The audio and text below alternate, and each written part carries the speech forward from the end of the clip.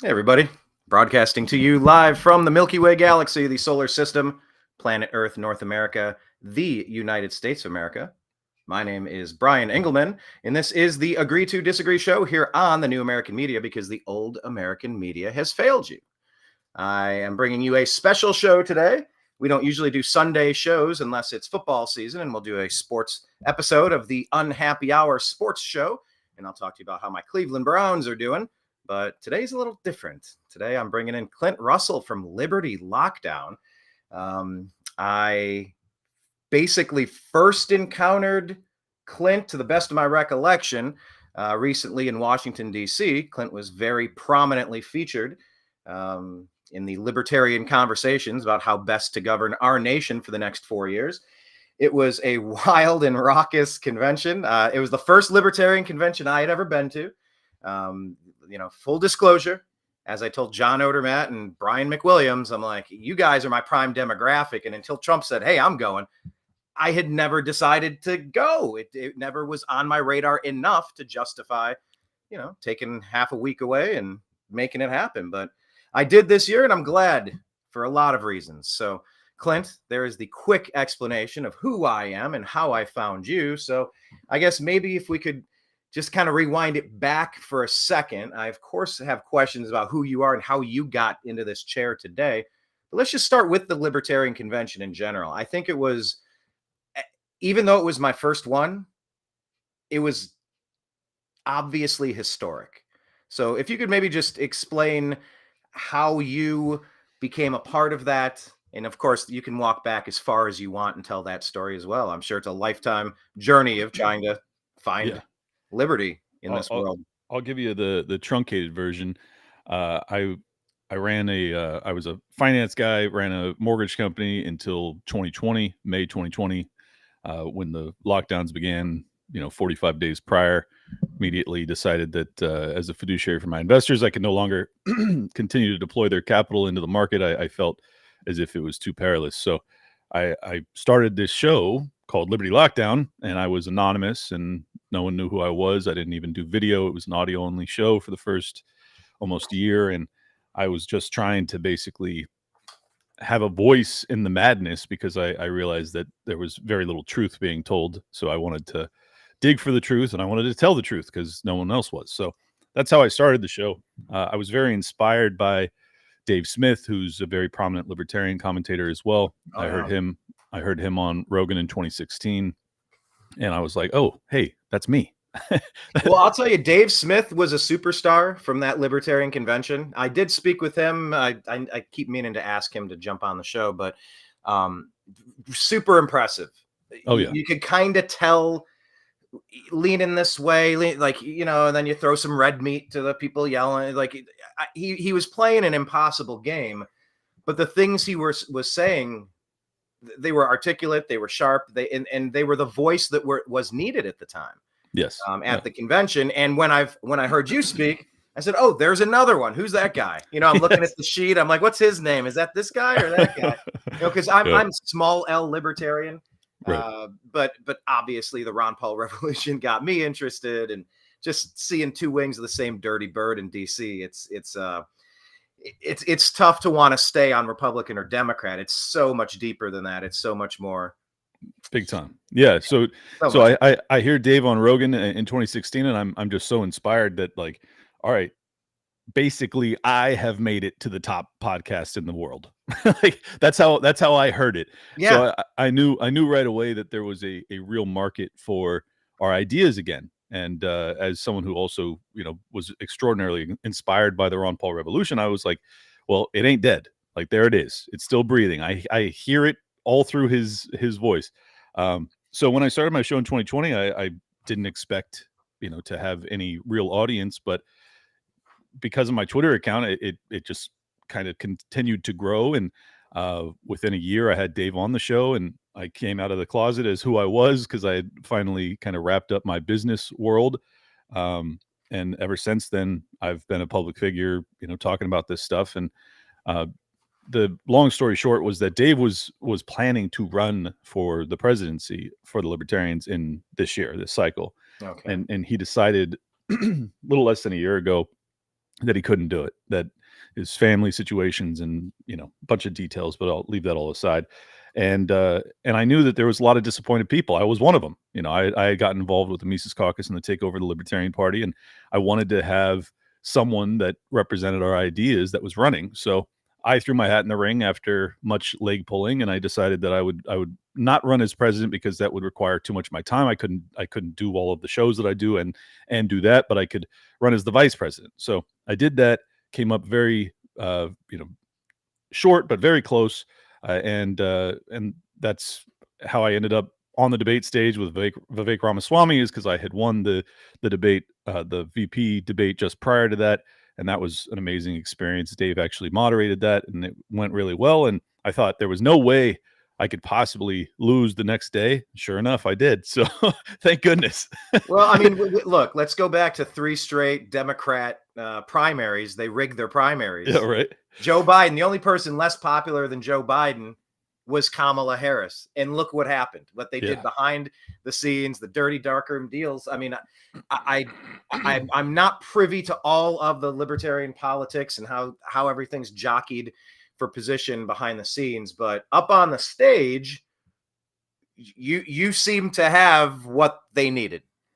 And they went a direction. They went a direction that was very surprising to me, shocking even. I'm not familiar with the person who was chosen as the candidate as much, but after reading up on them, I was surprised the libertarians went that direction. So I mean, take it from there. Like what? Like how was that roller coaster? If you're getting close, like holy crap, I might actually end up, and then you kind of see it shake out how it did and landed on Oliver. So yeah, well, I mean that was it was surprising, and it wasn't there. Ever since the Mises Caucus took over the Libertarian Party 2 years ago, it's been extraordinarily contentious, like vicious, honestly, internal party politics. I had never been involved in the party up until the takeover, because I was a small L libertarian like yourself. I still consider myself a small L libertarian. I'm not a party guy. Can you describe the viciousness, real like kind of drill down on that for a second? Like, what was the takeover about, the Mises Caucus, and is it kind of like MAGA taking the GOP away from the Republican, like the rhinos, kind of kicking the rhinos out? Yeah, kind of. Like I don't like to call them linos, because that's I don't have the same disdain for them that I do for rhinos in the GOP, but because there's the neocons and the warmongers, and like these people aren't that, but they just have a very social progressive strain in them, where like they've kind of bought into the progressive ideology when it comes to racism and sexism and homophobia, all being these enormous problems that America is dealing with. And I just don't perceive it that way. I don't think it's true. I think that in fact, America is one of the most progressive countries already, and that there is very, very minimal of all those isms. So I just think it's not that they aren't problems. There's some problems, of course, but like for the Mises Caucus folks, our primary concerns are that we're $35 trillion in debt, that the interest on the debt this year will be the largest expenditure of the federal government, that we are basically insolvent as a nation, that kids are increasingly anxious and suicidal, and they're dealing with all sorts of stuff, and the public education system is indoctrinating them into questioning their gender at very young ages, and really damaging them in that fashion, not to mention the fact that we've been at war my entire adult life, and or proxy wars or thereabouts. It's been terrible. And the fact that we're also in a proxy war against the largest nuclear power in Russia, like that ought to be our primary concern. That's what the libertarians, if we're going to have a role in the national political dialogue, it should be to highlight the things that are not being highlighted, that are in fact extraordinarily dangerous. The debt is one. Sound money would be the solution to that. Libertarians have the answer to that. The fact that we're in all of these proxy wars with nuclear powers, not to mention we also have kind of a buildup of a proxy war against China. I mean, we're talking about like massive proxy wars between nuclear powers that are super dangerous, and neither party is really good on either of them. The libertarians are. So why should that not be what we lead with? The fact that the existing regime had virtually nothing to say about the lockdowns.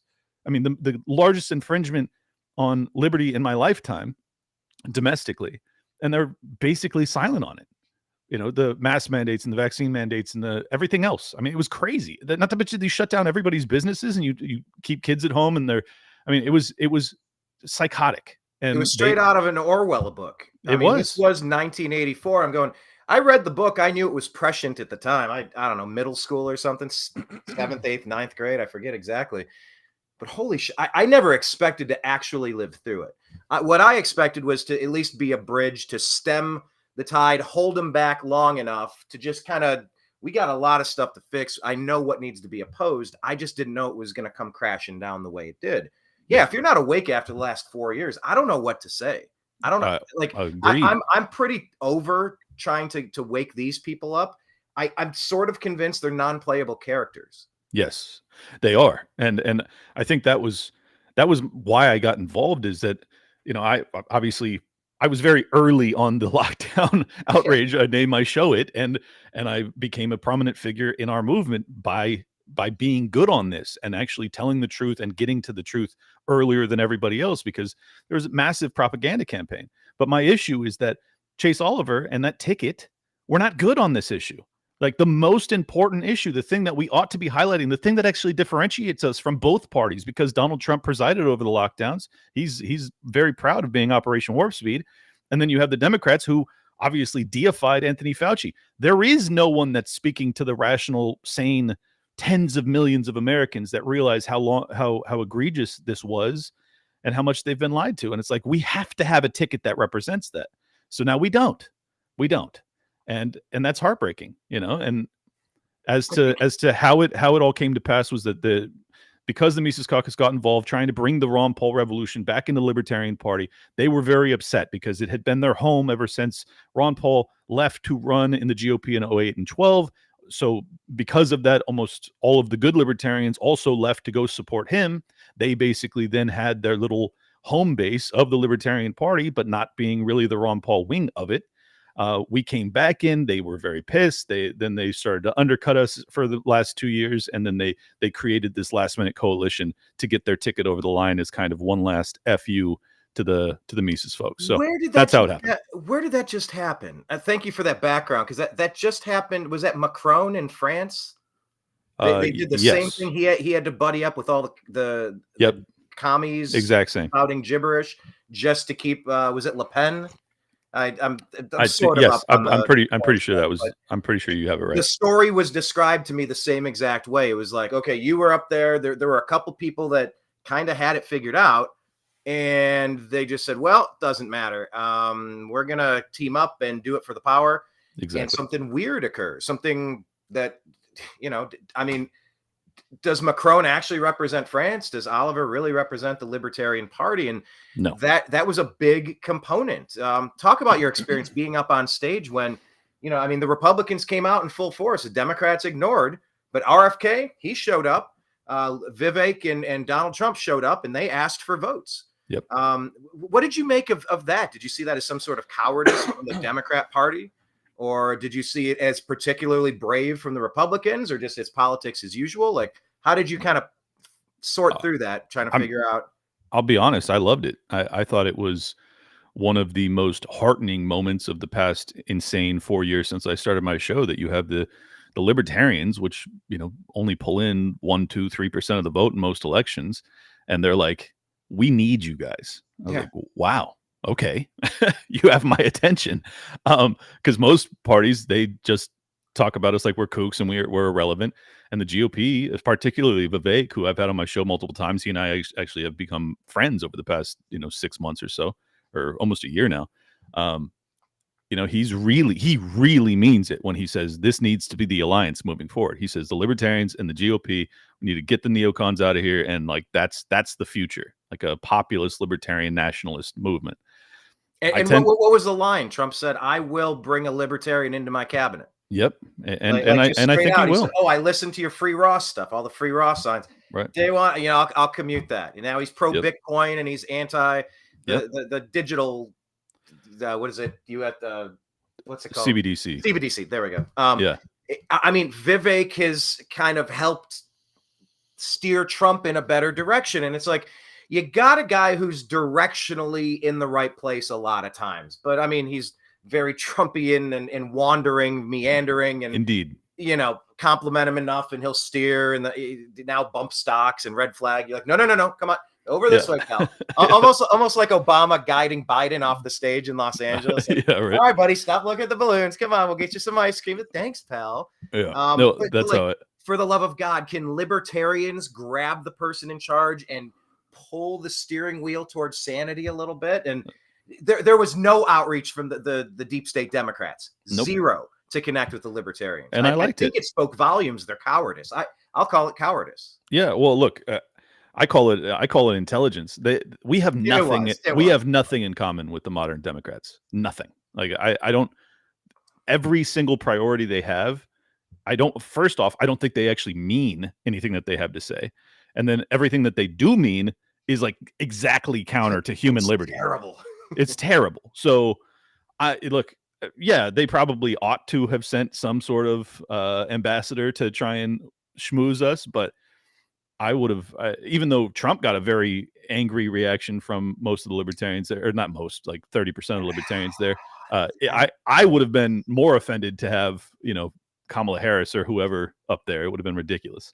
So, but so to get to your point about, why, like, I loved it. It was truly historic. I mean, you've never had a candidate or a former president to come to the Libertarian Party convention. Crazy. There's only a couple of former presidents alive that were around since the Libertarian Party. Like, first time ever. Big deal. This is a big friggin' deal. And he's not just the former president, he's the front runner to be the next president. I mean, that has definitely never happened. And as far as I know, I don't think it's ever happened in American political history to have that scenario play out. And the fact that the libertarians were involved in it, massive shout out to Angela McArdle, who is kind of the Mises Caucus backed chair of the Libertarian Party who made this happen.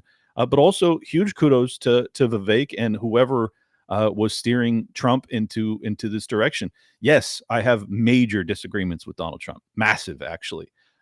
But I think that he is preferable to Joe Biden. And I think that if he is the favorite to be the next president of the United States, which he is, well, then yes, it'd be great if we could influence that. It'd be great if we could have a libertarian in his cabinet. So I think that it's all very positive. As to whether or not it actually bears fruit long term, and in fact he enacts these policies and these promises, is kind of secondary to the point. I hope he does. But what matters most is that they think that we matter enough that they have to lie to us. Before they didn't even do that. So like that demonstrates some political power, which libertarians have never wielded, at least not in my lifetime. So I think that that's a step in the right direction. Well, I had a chance to go out to the Bronx right before the Libertarian Convention. Ended up doing a couple segments with Real America's Voice, got on with Posobiec, and had a chance to interview a lot of people on the ground that day from the Bronx. And I'll tell you what, they are furious that funds are being used on people that broke into this country illegally, and they're getting prioritized over their own people who are struggling under the crippling weight of inflation right now. Right. And just, I can't believe someone's coming to the Bronx. President Trump in the Bronx. Are you kidding me? Like the energy of Trump is going to places that the old GOP didn't go to. And yeah, maybe you get a crusty, dusty Democrat out every 4 years to pretend they give a shit about you. But they were just amazed. Trump is coming to talk to us, to the Bronx. Like, it elevated the Bronx, and it elevated the Bronx's concerns. And then you had Trump going to the Libertarian Party, which elevated the Libertarian Party's concerns and kind of built a bit of a bridge there. But for the people that haven't viewed the video, and please do, it's on my channel, and you can find it anywhere else, of course. But what was your experience like watching the Trump speech? Because obviously you were up there with Vivek. Compare your experience with Vivek on stage talking to what we saw with Trump. Because when I did a segment before it came on, I said, thank God Vivek was here the day before as like a minesweeper to kind of figure out the energy of what Trump is walking into. Because otherwise, I mean, you'd be totally blindsided, like a frying pan to the face. It was wild. I've never seen anything like it.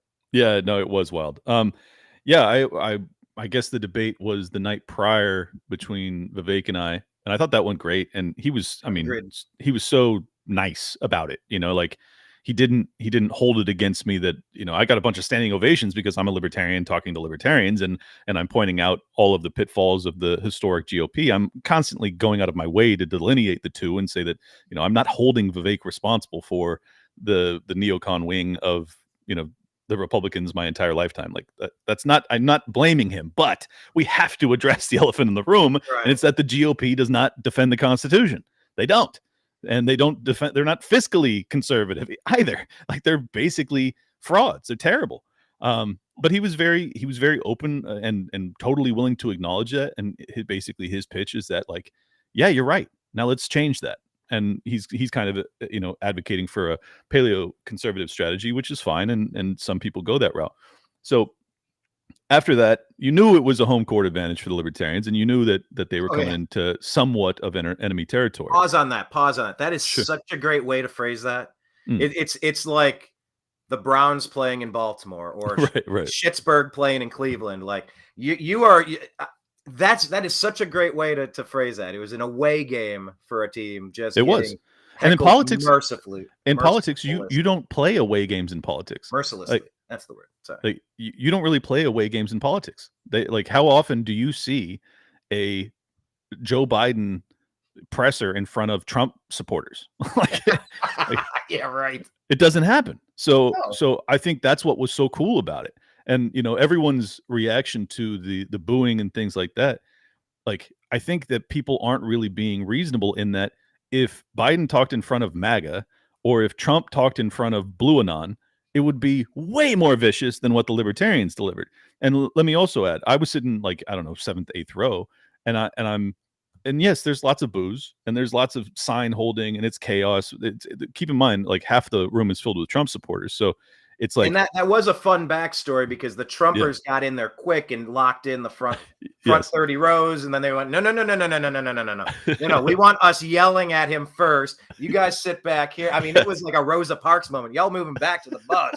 You get in the back. This is our party. You with their fancy hats and your printed signs. So, I mean, but there was like some subterfuge there, but also it's just, here's a room, you walk in, you want to get as close as possible, and you know, it played out how it played out. Nothing nefarious necessary, but like, there was a lot of chess going on behind the scenes. Oh, it was so much went into this. It was chaotic. I'll be honest. I thought in the first 10 minutes after Trump started speaking that there was a chance that there'd be a riot, like, for real. I was that nervous, because there was people that were being they were standing on their chairs holding signs. I was like, this is the type of kind of like leftist protesting that I don't respect. Like, you want to disagree with him. If he says something that you genuinely don't like, I have no problem with Libertarians booing that. But the merciless booing of even things that he was saying that we kind of do agree with, just because they hate the guy. And I was like, that rubbed me the wrong way personally. I just think that it did for me too. I was embarrassed for you guys. And I get it. I get some of the rage, but like you said, you appreciate a banter, a back and forth. We're going to have John Fugelsang on Tuesday. I mean, if there's anyone more diametrically opposed to where I'm at, but the show's called Agree to Disagree. Like, we've interviewed him before. He's been civil and cordial. Let's try it again and see if we find something interesting out during that conversation. But yeah, it's one thing to have an opposing opinion and have an articulate viewpoint in response, but it's another to just go exactly and just shriek at the moon. And it was like a 7th grader having a meltdown over, I have to turn my Xbox off or something. Like, it was goofy. It was embarrassing. I'll admit that, but I just wanted to convey to your audience that, like, it was maybe 10% of the audience that was like really, really outraged and like consistently just flipping out. It was not the majority, not even close to the majority. The vast majority. Kick it to 20%. I had the bird's eye. I was perched up on the back in the camera stands. Maybe 20%, but yeah, it vacillated. Moments were a little lower. If you're talking people that were booing, yeah, I'd say probably 20% booed. But I'm talking about the people that were like really just totally lunatics. Just look, the value in that moment was to persuade him into our worldview, to boo him where he says things that we genuinely hate, and to cheer him loudly when he gives us what we want. That is the tactical play. If you're actually thinking intelligently about this, the vast majority of the people in that room are intelligent, and they did that. But there was some people that just genuinely hate the American political system, which I actually include myself in that, but also have basically become completely convinced that you can't influence it, that there's no good that could possibly come from this, and therefore screw these people. I'm just going to basically shut this thing down, and that'll be how we get into the news, is that libertarians reject Donald Trump and therefore we're special. And it's like, all right, well, if you want to go that path, fine, that's your path. I'm not on that path. I'm actually interested in trying to salvage this country if I can. So that was kind of the divide. Well, yeah, that was a bit of a after Vivek reported back how it was, whatever the intensity the crowd was engaging Vivek aggressively on the other side of some of his talking points. It was probably 5 times that for Trump. I don't know, whatever number exactly, but there's a certain fearless quality to just going into the Bronx. And it's like, hey, here we go. Let's go. I'm here to be your president too. Like, let's just go for it. You know what? I'm walking into the lion's den over here with the libertarians. Cool. Give me a shot. I'm here asking for your vote. They keep booing. He goes, fine. Just keep your 3%. You want to keep your 3%? Throw it away. I'm asking for the rest of you then. Right. I mean, it was so great. It was like, it was great. That's how you do it. And I said on Liberty Lockdown, as a business guy, it was a high level business negotiation. And I respected the hell out of it, because it was just like, you're walking into, like, in business, you're talking, this is a cold call. Okay. You're going, and it's the coldest of cold calls. 7 o'clock in the evening and I worked all day. I'm sitting here trying to eat my dinner and you want to talk to me about what? Yeah. Exactly. It's the coldest of cold calls. But like, you have them on the phone for 45 minutes. Like that. That's basically what it was. You're locked in. Yeah. So it's like you're stuck in an elevator together. Let's make the most of it. Try not to crap your pants in 45 minutes, please. Yeah. But you're not just in an elevator going 40 floors. You're in the elevator and the power went out, and like you're going to have to talk to one another. So I loved it. I just as a business guy, as a tactician, I thought it was very interesting to see the angles that they took on it. I totally loved and respected the fact that RFK Jr. showed up too, and agreed. And he gave a great speech too. So like, his speechwriters gave a 10 out of 10. Yeah. I don't think he really addressed all of your issues as they were laid out. I kind of got it was very bullet point. It was smart though.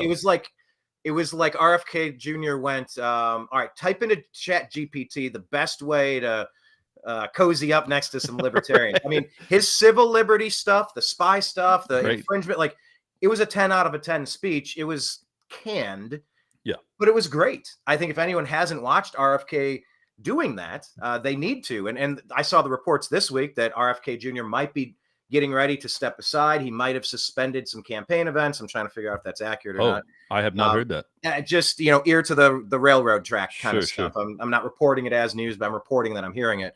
And that he's very close, according to sources familiar to the campaign, which you can never trust, that he's considering just endorsing Trump. And I think if Trump were ready to just say, I want to put Bobby here in charge of the FDA.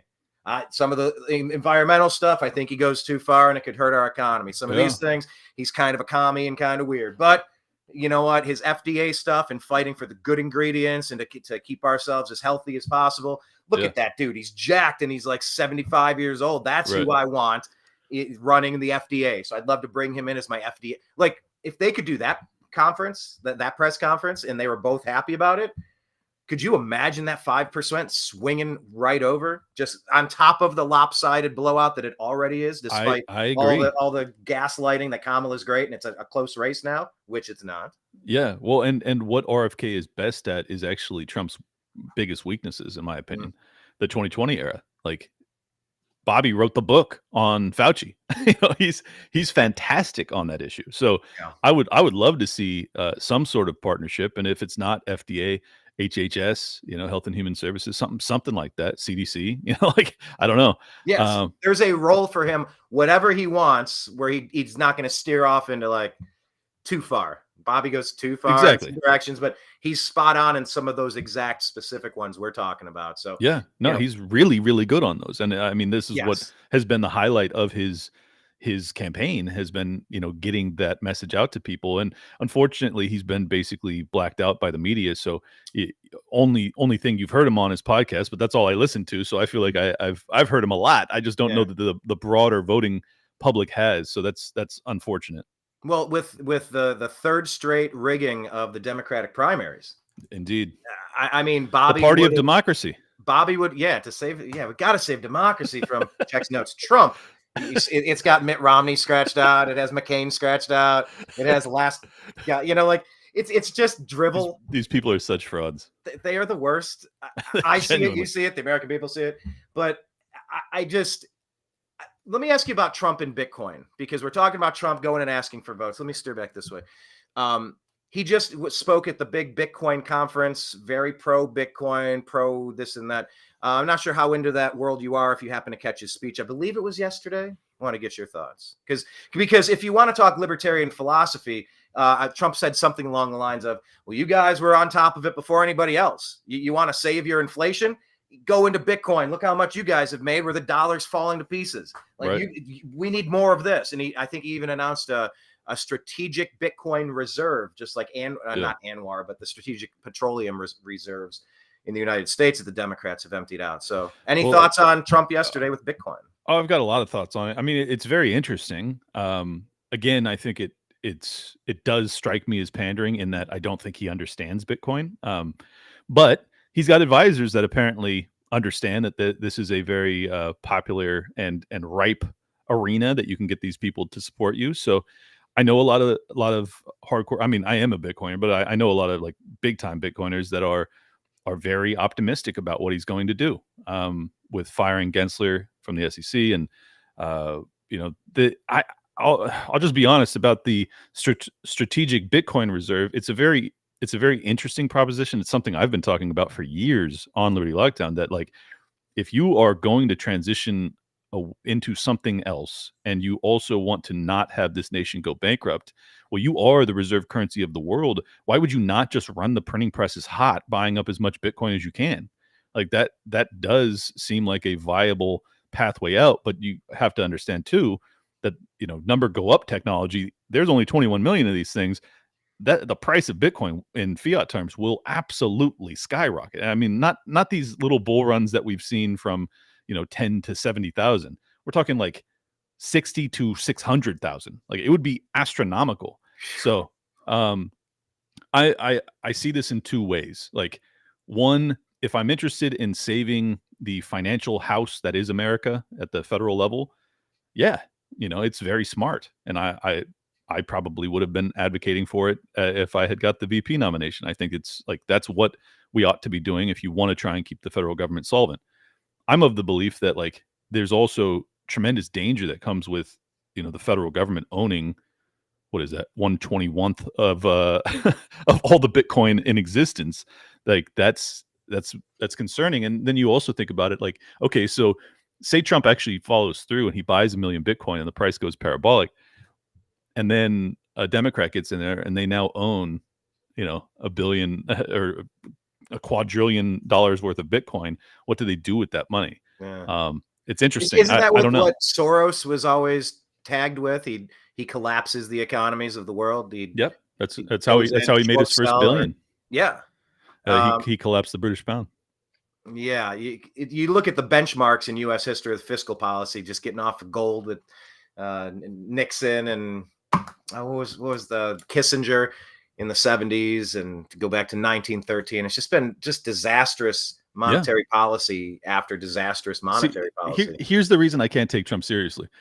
He spent more proudly, loudly, than any president in a 4-year term, than any human being in human history. Now, granted, it was congressional bills that were being passed, but he was like the biggest, the most beautiful $2.7 trillion spending bill because I locked down the economy. It's like, it just doesn't strike me that he actually has any semblance of fiscal sanity at all. Do we have a split during his first 2 years and the last COVID 2 years? Because I mean, it was. I don't know it off the top of my more. head, but like the spending in the first 2 years, and then once COVID went stupid and everyone went stupid. I don't know it off the top of my head, but I know it was magnitudes bigger in the last year. Yeah, I mean, so I would try to maybe think of a second term with Trump, more of what the first 2 years were, perhaps. But I've never been thinking Donald Trump is going to be the Tea Party candidate. He's a New York builder. Right. He builds things. He takes massive loans. It's leveraging on top of leveraging, and it's shell game and this and that. But that's how you move assets and play the game, and you make big casinos and towering hotels, and that's how you get your business into places like China that nobody gets business into. You just have to do it. Here's the thing, though. The reason he's become so wealthy playing in the real estate world is because of inflation. It's because of the Federal Reserve. Like the reason that real estate has been such an incredible asset to own over the past 100 years is because you have a consistent 3 to 4% appreciation as the dollar dies. so he doesn't understand it at all. He thinks he's this genius that has just made this fortune off of investing in real estate. But this is what I did professionally. I invested in real estate to the tunes of hundreds of millions of dollars for 10 plus years. Like I understood it because I come from an Austrian background, that like the reason that real estate is such a good investment, which otherwise would probably be a depreciating asset, it's an appreciating asset. But if you actually contrast that versus the inflationary pressure, it's really just treading water. You feel like you're getting rich because everybody else is getting poorer, but you're not really, unless you're in a high-end market where there's limited land. Like certainly there are areas that appreciate because demand increases, or it outpaces supply. I mean, but government involvement. I was living in Los Angeles. I had a little condo out there, and I got it in 06. The economy crashed late. What was it? 07 into 8 or whatever it was. 8 into 9, yeah. 8 into 9, yeah. And I was underwater for like 12 of the 15 years I lived there. Like it was stupid because of what the government was doing to force loans to people that had no business getting them, pump and dump the whole economy. Right. And then they're bailing out the people for the beauty of making their poor decisions and loading us with all of that debt. Yeah, I mean, real estate can be wonky for sure, but yeah, you're right. You're kind of just treading water. Anywhere you go is going to be inflated. So like, how much of that are you really pocketing? You're just taking it from this place to that place. And in the meantime, everything at the store, everything at the gas tank, all your repairs, everything's more expensive. So you're just exactly. And contrast it to the appreciation that we've seen in Bitcoin. And it's like, well, I mean, it's kicking the crap out of real estate, despite the fact that real estate has been in the biggest bull run over the past few years in my lifetime. But I think that's all a product of the trillions of dollars that were flooded into the zone during 2020. Not to mention the foreclosure and eviction moratorium, which made it impossible for lenders, landlords, everything else to push out people that weren't performing. So therefore, the supply on market plummeted. So then that's why I made the decision to just cut. I was going to keep it and rent it forever. And I just said, I can't. You're saying if someone is occupying my home and they're not paying me the mortgage or the rent we agreed to, that I can't get rid of them? It's an egregious property rights violation. I will never do business with the state of California ever again. Thank you very much. I will divest. And we've seen a massive brain drain of people who just cannot.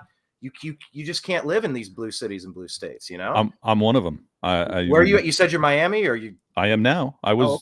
I'm talking San Diego. This is where I spent the first 35 years of my life and created a multi-million-dollar business. And I'm gone. And that's because I realized that, like, oh yeah, you guys don't respect property rights here, and like that is communism. Like if you don't respect property rights, like it's over. Like that is the foundational premise by which all of freedom and prosperity and the American dream and experiment comes about. So as soon as you violate that trust, it's over. So California is over as far as I'm concerned. And I think that more and more people, including Elon Musk and a bunch of tycoons, are realizing it. They're late to the game, but they're realizing it, and it's going to destroy California. And this, I say this with no glee. Shame. I have the vast majority of my family still lives there. I love these people. I love California. But until the broader electorate wakes up and realizes what's happened to them, it's hopeless. It's terrible. I'll always consider myself a Angelino, a Californian. I spent 15 years out on the West Coast. I love a lot about it, and I hate what they're doing to the place. I would talk to my great uncle, and he was out there all those decades ago, and I could imagine during the Beach Boys era just how cool that place must have been. Oh man. Yeah. Even in the 60s to 70s, I could imagine, or the Sunset Strip in the 80s, even grimy and all, but just what it is now, the homeless, the crime. Yep. We had a scourge in our neighborhood. That was the other reason I got out. Like they were arresting people that were literally attacking cops with hammers, and they were dumping them back out on our streets 8 hours later. And I'm like, I talked to the OG people, and the only guy that looked like me in my neighborhood. I talked to one of the OGs, and he goes, he's like, yeah, our boys got a hit out on this guy. Like the cops weren't doing anything to help. Wow. So the OG gangsters from 30, 40 years ago had the young kids ready to off a couple of people because they were getting no help. And these were junkies who were breaking into everybody's houses. They were setting cars on fire in the streets. They were breaking into the laundry rooms, busting up the machines to steal quarters. And it's like, we've all had enough. It's that building. It's that guy. It's that girl. It's like, there's 5 of them. They're right there. Right. Nobody would help that entire community. And then the gangbangers were like, all right, you know how gangs were originally started? They were supposed to look out after their neighborhood and not get them all addicted to bullshit. Well, I mean, they were that close, and I moved away. Maybe they did at this point, but there's nobody coming to protect you in a blue city. Nobody cares. Nope. And those DAs are just dumping the trash back out. Like, these are dangerous people. They will not keep segregated out from the rest of society. Yep. And it's unlivable. Nuts. It's definitional anarcho-tyranny, because what you're describing is that it's a total breakdown of law and order. But then on the flip side of that, you do have what a libertarian would advocate for, which would be for the people to defend themselves. Right. Well, if they do so, and they actually, it would be called vigilantism, and then they would be prosecuted. So the guy who actually assaulted the cops, he gets let back on the street. The good citizens decide, hey, this can't stand. We have to get this guy off the streets. They go to jail. That's anarcho-tyranny. Good people go to jail. Bad people don't. It's super dangerous. And fortunately, San Diego never got as bad as LA. But I mean, LA and San Francisco were all kind of like, I view it like a metastasizing, tumor. Like, it's just slowly taking over. And as more and more people that share my value set continue to flee California, well, then it just further and further entrenches their electoral guarantees and their victories. And at some point you just have to realize, like, all right, it's over. Like, there's no recovering from this. So I think that they will have to face, bankruptcy and pure chaos before the people will finally realize that their policies are actually the problem. I'm not holding my breath, though. Well, talk about things falling apart. Kamala Harris now, Vice President Harris. They staged a coup, it appears, if you're to believe the reporting that you're hearing, and it's obvious what was happening to anyone just with eyes. Property rights, communism. Now that we're doing the deep dive, oh, guess what? Now we get to actually vet Kamala. Let's not forget, we never cared. She never got fully vetted. Yeah, the Montel Williams jokes and this and that, but there are dirty commie moments from her that are terrifying. Now, is she pandering in these interviews, or is that who she is at her core? Another former Californian, I guess. So what's your take on Kamala Harris, the new standard bearer for the party that's going to save democracy by rigging the primaries? It's very hard to say what her actual belief system is. I don't really know, but I will say this: I do know that I don't know for sure, but I've read. I need to verify this, that her dad was in fact a kind of a Marxist college professor of some variety. I've seen those reports as well, and then further back, they were in the slave trade. Yes, I've heard that family, too. I don't know which way it branches, but I think that was in Jamaica. So she's got a very checkered past, to put it mildly, but she is obviously, repackaged herself as this kind of progressive female Obama, and I don't think that's genuine at all. She was a vicious prosecutor, absolutely criminal, in my opinion, in terms of what she did, in terms of keeping people that should have been exonerated still on death row, keeping people past their sentencing guidelines, and for additional labor assistance. Like, she's just terrible. And then, did she ever give a reason for that? Has she ever been called to task? We all saw Tulsi Gabbard eviscerate exactly Kamala Harris, and we should just watch that once a day, once a week, just keep our memory of who Kamala is. But has she ever been called to account? Did she ever give any answer? Was there any leeway where maybe there was a bookkeeping situation, or she didn't know and it was just how it rolled, or this was her? It would be. I've never heard a defense of these accusations. Well, exactly, because I think they're indefensible. But the reality is, if we had a functioning, corporate news system, they would have asked her this when she was running for the presidency, back in 2020, but they didn't. Right. So, and they never have, and I don't think they ever will, because they just carry water for the DNC. So she is here's my overall thesis of who she is.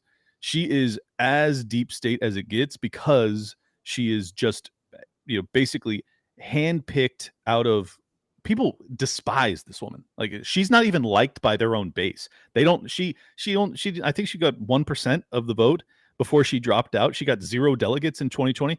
there is no support for her that exists. Like it's zero, except for the pure identitarians and the people that listen to corporate news and they say, well, this is progress, so we have to. That's it. That's what she has. Well, and that's blue not no enough. matter who. Blue no matter who. Right. And well, blue no matter who, because she's black. So that's the thing. And she's a woman, so we have to.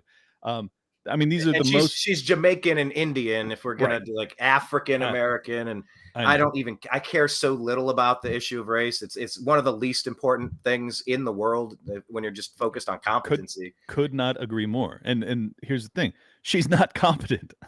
she's not at all competent. So I mean, Joe Biden himself described her as like, I'm bringing her in at the top slot that I can possibly bring her in at the vice presidency, because I believe in and want to uphold the values of diversity, equity, and inclusion. He describes her as a DEI hire. So that's what she is. You're not going to get away from it. There is no groundswell of support. It's all fictitious. As far as I'm concerned, they are astroturfing her the past week since she got the announcement. They're flailing too. They're not winning it. They're trying. Yeah. It is transparent. It's so pathetic. I think she's DOA. Like, I don't think she's got a shot of actually winning the presidency. I think there's a chance she doesn't survive Chicago. I agree with you. I think that there's a real good chance that they swap her out, because they're doing everything they can, including the Obama endorsement yesterday or 2 days ago. They're doing everything they can to just basically like package her up and pretend as if she's something good when everybody knows she's not. But I don't think it can work. So we're going to find out late August at the DNC. I think that's when we'll actually see, because I think they're going to look at the polls. All the polling that they've been putting out is junk. Like, I think she's trailing 10 points easy 15, against Trump. 12. I mean, yeah.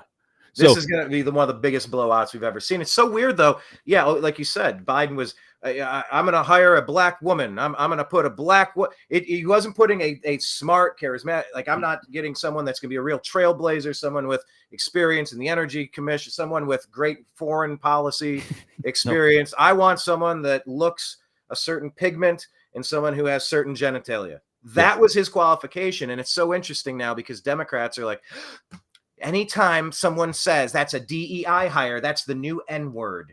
Now, wait, hold on. Aren't you the ones that were telling the world that you are living that way because that's the way to live and it's better, and you're setting a standard, but then you're saying it's the worst thing ever? Well, can you help me make sense of that? Because and if DEI is a good thing, why is it bad to call someone a DEI hire? What I'm saying, like, hello. You know? But also, if she's done such a good job at the vice presidency and the border is secure, why is it offensive to call her the border czar? like because it's a disaster, and actually she was. So look, they're trying to rewrite history, Orwellian as it gets, and I just don't think it's going to fly. I really don't. I think Vivek has been very good in his analysis of this, that they had wanted to hold off on this as long as possible because they wanted to maintain the honeymoon phase into November. This is too early. Like, I think 3.5 months or whatever it was before the election to have tried to pull this is too early. So my guess is that they're going to realize that they're going to try and just basically astroturf her into the nomination, and then they're going to realize that's not going to fly and that Trump's going to win, and then they're going to swap her out for who knows who. Probably Gavin at that point. They gave it a shot with their DEI could be. opportunity. I don't know if you noticed, but ever since that announcement came down that they were going with Kamala, Gavin Newsom has now come out as some sort of like tyrant when it comes to the homeless issue, and like he's trying to pretend I did see that. Yeah, and he's throwing everybody, all the local politicians, he's throwing, and local cops, he's throwing everybody under the bus, saying, "I've wanted this dealt with for years. You guys didn't deal with it. We've given you money to deal with it. This is all on you. Now I'm tough on crime, Gavin Newsom." It's crazy. So I think they told him, "Look, you have a month to get California in order." So we're gonna now repackage you underneath the repackaging of Kamala. So I wouldn't be surprised, man. That's an interesting thesis. Yeah, I just, my spidey senses do not believe any of this. AstroTurf and gaslighting. Yep. This is the party, that's the Democratic Party. AstroTurf and gaslighting like I've never seen before. In fact, we were seeing all of the little Ronnie D versus Gavin Newsom. Here's the debate on Fox that nobody asked for. Remember that? Yeah, I do. That was so bad. Who they wanted to be propped up. They didn't want Biden. They didn't want Harris. This is the race that the real powers that be have always wanted. I agree. And they took a shot at Trump a couple of weeks ago now. Yep. They really went to take him out, whoever they are. And if you remove Trump off the table, what would that do to the Republican ticket? That would have. I don't like to expend too much mental energy on that. Oh, it would have been Nikki Haley. I'm 99% confident that. I mean, it was 40. The Trumpers would have all went to Ronnie by default. They weren't going to Nikki. But I think that in that moment. So just to flash us back to that day, it was Saturday night that happened. The RNC was beginning 48 hours later. If Trump actually lost his life, I think that there would have been basically no attention being paid to the RNC. It would have been all about what just happened. But you still probably have the RNC go off. Nikki Haley, she had delegates. She actually stayed in the race way longer than DeSantis did. I think she did that because of something like this. I think that was the play, that they were going to swap her or him out for her. And while the nation is in mourning, just basically rain hell upon us with the neocon princess of Nikki Haley. That's my deep fear that was actually the plan, but I can't prove it.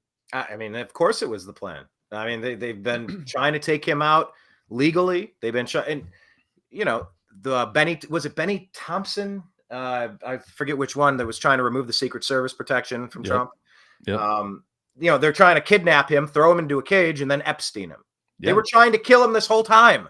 Yeah. Well, and that was before, or yes. I mean, that was after they had already used the FBI to spy on him after lying before the FISA court, and then attempted to coup him through multiple impeachments for things that Joe Biden was guilty of and that he was not. So, like, if this isn't the obvious natural progression of the persecution of Donald Trump, you're just not paying attention. Like, you just don't even understand what they've been doing for the past 8 years. The FBI was spying on him before he was the president. It has been 8 years of this nonstop. Mm-hmm. It's crazy. It's absolutely crazy. And you just wonder, where is the accountability? Where, you heard that in 2020. Oh, there's a plan. Trust the plan. It's going to be the largest sting operation of all time. Trust the plan. Oh, right. There's a plan, you say. Oh, you're going to go 4 years on the wrong plan? No, it's going to be a bigger and better plan. Every benchmark keeps getting passed. It's like the doomsday cults. No. This comet's going to be the one. Let's all drink the Kool-Aid. The whole deep state's already, in Guantanamo. I don't know if you've heard, Brian, but it's already dealt with. Trump has already dealt with it. I have relatives. That's a Biden replacement. That's a clone, just like Eminem. Yes, exactly. Well, look, I'll be honest though. He did grow 6 inches over the past week, so that is strange. And he's walking different. He is, and better.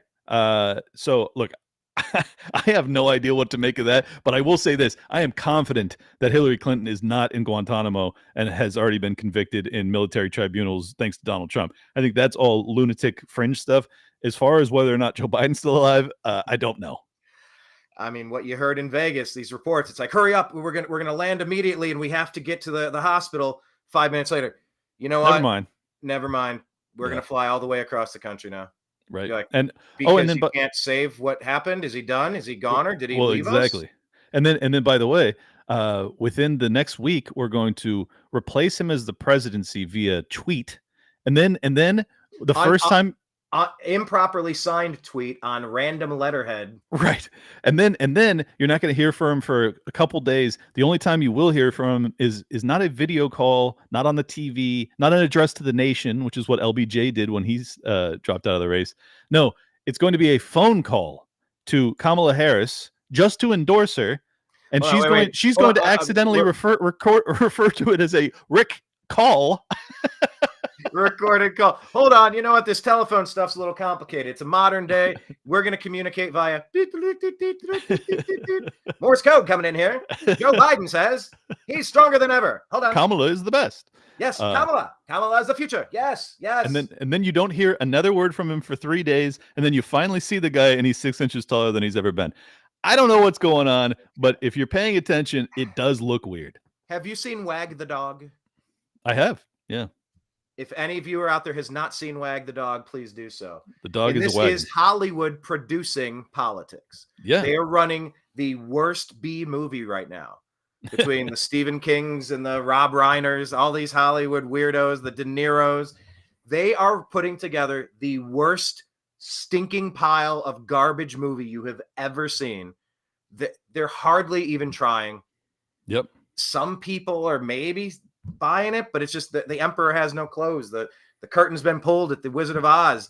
This is all fake. This is all astroturfed. To what degree? How many stunt doubles do we have for Biden? Do the earlobes look the same as the teeth? One Right. looks like the cackling skeleton guy, and then one of them looks like way less liver spots. This one literally looks like a mask over. Like this is the worst college movie. It's like a college film project, high school film project. He's got a different chin sometimes. Look, I don't understand it at all. I genuinely don't know what's happening when it comes to Biden. But I will say this: what's really insulting is that they spent the past 3+ years pretending as if the Emperor had the most beautiful clothes, and then in the past week, past month, I should say, when they decided that they were going to throw Biden out, the media apparatchiks and all of the political elite, they all come out and they go, you know what?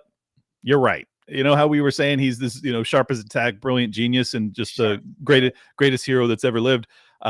Yeah, his brain is actually broken. So we're going to take Kamala Harris, or we're going to replace him with Kamala Harris, and now we're going to do the exact same thing. This is what really, really kills me as a rational human being, is that they go, Joe Biden is fine. His brain is in perfect working order, and he's actually doing great. Okay, you're right. He's not.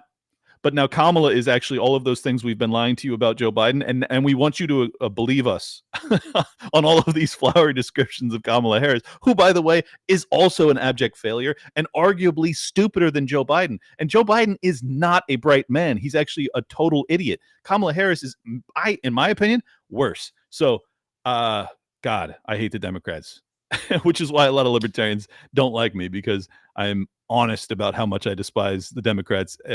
Even though I'm also not fond of the Republicans, I really don't like the Democrats. Yeah, that's where I'm at. I know what I'm not. Sometimes people ask what you are. You go, well, I'm not Democrat. Whatever that thing is, I'm the opposite of almost everything I see there. Now, Republicans accidentally get some things right. Exactly. They're dragged kicking and screaming on a couple other things, and they're just warhawk, neocon, loser, globalists like the Democrats the other time. So I'm like libertarian, conservative, constitutionalist. I don't know, something. I know what I'm not. I'm not whatever the Democrats keep pushing. You sound like you're my people. And that's why you, in your voice, like it, my ears perked up. I went, all right, well, who's this guy? I literally looking on the sheet. What's this guy? He's the one. He should be he won the straw poll. Okay, so he's gonna win. Yeah, I mean, he should win, right? You gave it to to a cop and a woke dude who was wearing masks proudly 2 years into the pandemic. But yeah, it's crazy. Just for your audience's understanding, you probably already know, I got 47%. It's 51% winner take all. I got 47%, and I'm just a podcaster. I wasn't even involved in the Libertarian Party. I didn't really campaign. So it was close. I mean, I'm flattered that I got as much support as I did. I'm also heartbroken for all of the people that really, really, have dedicated their lives to this takeover thing for the past 2 years. I've been talking into a microphone, and I spent a hell of a lot of time doing that. But in terms of like the groundwork, they put in so much effort, and I know that they were all heartbroken. So it sucks, but I think that Dave, myself, a bunch of other libertarians that are in the commentating space are reaching an audience that they will never reach. Like, honestly, like I think that our world is actually more important in terms of the culture war and the political dialogue than the presidential ticket. So that's my takeaway. No, I mean, it's a good one. But that leaves an open door now. If there was a number like 33%, maybe 30%, something like that. I was talking to people. Well, how many people from the Libertarian Party are going to stick with the party nominee versus they're going to go to the other guy who has the best chance of winning? Yep. And he's closer. Out of the 100 things that are on my give a shit list, Trump gets 63 of these right. Mm-hmm. Okay, Biden, Harris gets 0 to 7. Right. Maybe abortion if you love it. Like, okay, you get maybe 10 of those. I don't know. Chase is what, 20, 30 of I don't know.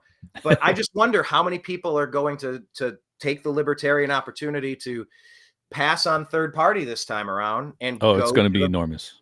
Yeah. Look, Well, let me start by saying Chase Oliver actually isn't that bad. Like in terms of, I agree with him on more things than I do Donald Trump.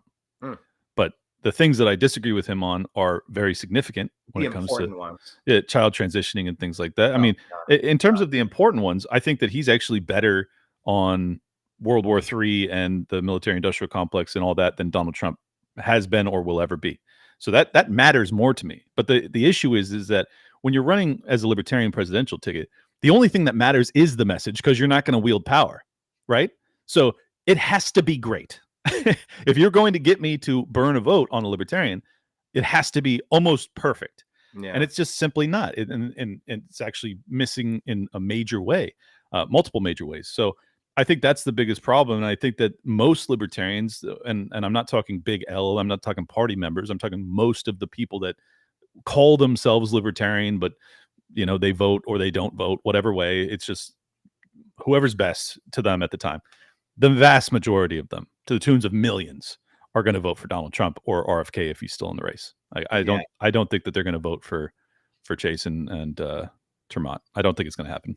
I think you're right about that. And, I mean, we just kind of glossed over the elephant in the room here about the assassination attempt. What is your take? I mean, we were 2 inches away from, I don't even want to think about where we could be. So, yeah, look, it's very hard to say with any certitude. I am what you would call a conspiracy theorist. So, but I think I'm a conspiracy theorist that only actually looks at things based off of evidence. And I think there's a tremendous amount of evidence that the government had a hand in the assassination of MLK, RFK, JFK, many other civil rights leaders, many other political figures, not to mention all of the leadership of almost every nation that tried to get off the US dollar over the past 50 years, over the rest of the world.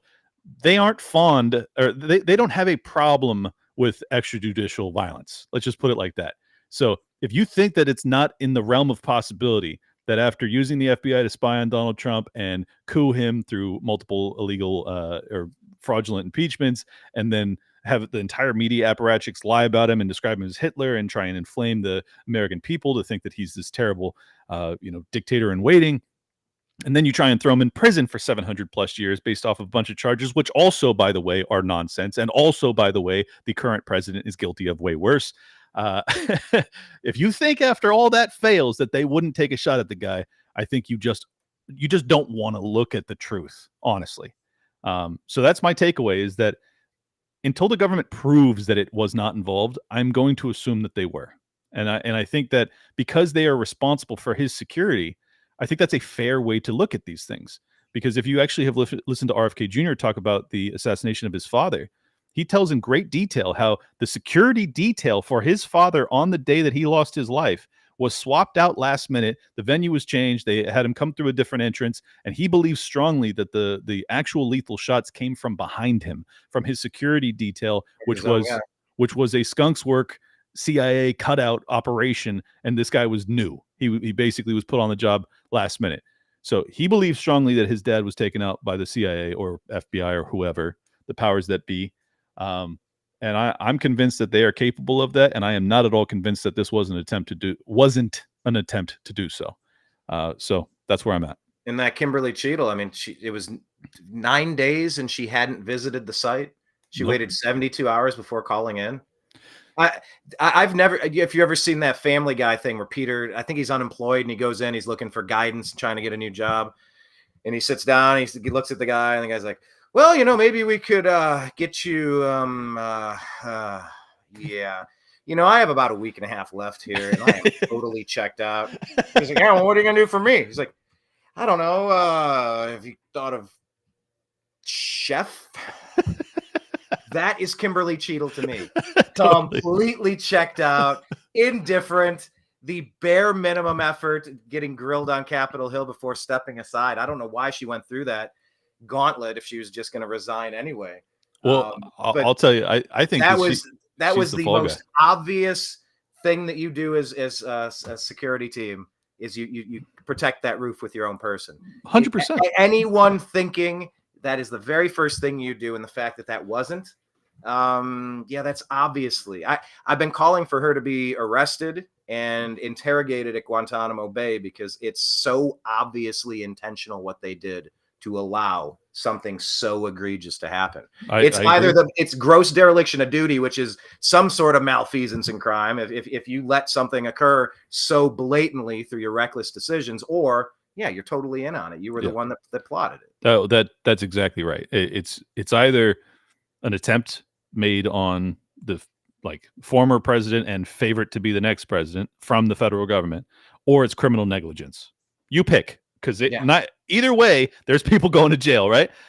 So that's where I'm at with it, and I think that rooftop did not get left unguarded on accident. Like that's basically where I'm at with it, because there's reports this morning from the local SWAT team, the local PD, that said that they did not have a meeting with the Secret Service that morning, and they said that they had no communication with the Secret Service during that event. You cannot, let me be very, very explicit, you cannot supplement your security detail for the former and future president of the United States without having comms between the supplemental forces that you're working with, and without meetings. That's impossible. I'm a libertarian, and I know that the government is terrible at everything it does. I have to believe that is against protocol. Right? That has to be against protocol. Is the perfect word there. There is no way that this could have been an oversight. Right. There's no way you ignore the building 131 football field and the end zones and 5 extra yards. It's the ideal sniper position. The ideal. It defies logic. And by the way, you have a local counter sniper team that is stationed in the window that overlooks, that is feet away from where these shots are ultimately fired. But you know what? The guys that were in those windows, they saw the shooter on the ground before with a weird bag by his bike. So they went out to look for him. Well, the guy climbs up on the roof and gets 7 or 8 shots off. Bullshit. I'm sorry. There's just no way that's what happened. I don't buy it. And they're not being transparent enough. And I think that we are witnessing a cover up. To answer your question as to why the hell would Kim Cheadle go up there, I think she was told, look, you go up there, the pressure is going to be enormous, but they need a scalp. So you're going to go up there as a dutiful soldier for the regime. You're going to basically lie through your teeth, obfuscate, stonewall, and then they're going to flip out and demand that you resign. Then you do so. Now they have their scalp. Now we can move on. And I think that's what they're hoping for, is that the American people will let this go because they have the attention of a goldfish. And they might be right, because this only happened 2 weeks ago, and the corporate news doesn't seem to want to talk about it. It's already a fading story. I mean, it's nuts. It's absolutely nuts to me. It's the biggest story in years. And it's like J6 got years of coverage. It was on the front page of every friggin' newspaper for months. Oh, not to mention years of investigations and documentaries and da. And this is like the craziest thing I've ever seen, and it's gone in 2 weeks. It's amazing the control that they have over people's minds. It really is. It is. And the reports that came out that day, you heard some people saying, yeah, there was a shooter up on the water tower. There was someone over here. There were some reports saying he's got a gun.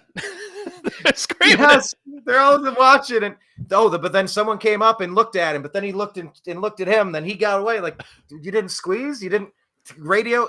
When I played football, I say this all the time. When I played on the punt return team in football, they kick it, and your job is to block. The person back there is supposed to catch it and run. Well, sometimes it's away from him, or he can't get to it. It bounces. The one thing they do is they yell, fire, fire, fire, because you're engaged in blocking. Right. You're busy, but that ball, it's an oblong, weird thing. And when it hits, it bounces weird. It hits you in the calf. Now you've turned the ball over. You gave them field position at your own 15. My high school. Fire, fire, fire. As soon as you hear it, you have to yell, fire, fire, fire, and start looking for it. Yep. You're telling me everybody was seeing this guy minutes and minutes and minutes and minutes and minutes and minutes and minutes beforehand, and nobody went, fire, get POTUS down. Take him away now. You're telling me nobody could communicate that? That's not even possible. It's not possible. Unless this was a hit. Unless this was just setting him stand up, down orders. Slaughter. Look, I would be extraordinarily surprised if there weren't stand down orders. And let me tell you why I'm really convinced that I might be right, is that she says there is no recordings of their comms from that day. God. Oh, and might I add, she was also the one that was responsible for deleting accidentally during a data transfer the text messages during J6 when it came to their security detail. Interesting when there was also a bomb that was planted that was allegedly supposed to be taking out Kamala Harris. And we don't know where that came from. We know every single every single person that walked through the Capitol on January 6th, they're all in prison forever. And there's a pipe bomb that's sitting by a bench, and you can't figure out, even though you have the dude on video, you can't figure out who he was. You have a dragnet to figure out all of these old women that had no violent intentions whatsoever. Put them in jail forever, but you can't figure out that one. Interesting. Oh, and then your comms are deleted. Oh, and your comms were deleted when there was an attempt made on Trump's life. Just real coincidental, accidents. Look, I'm sorry, but at some point you can't put all of this on negligence. This is criminal. There has to be some sort of justice here. Retribution and vengeance. No. Justice. Yeah. This is prosecute these people. Criminal regime shit I've ever seen, and they've turned it inward on us. Normal people are the targets. Yep. You can be the useful idiot for them long enough before you'll eventually get jettisoned to the sharks off the edge of the boat anyway. You're just there until you're not useful. But they are coming after us. And I mean, Trump's the best thing he's said in this election. They're not coming after me. They're coming after you. I just happen to be in the way. Right. They get through me. Trust me, you're next. They're coming after all of us. 2 weeks ago, that was almost exactly played out. The only difference was he didn't take the round. The guy behind him did. And and when you're saying they're coming after us, yeah, an innocent man lost his life. I mean, a firefighter. It's absolutely heartbreaking. That's the other thing too.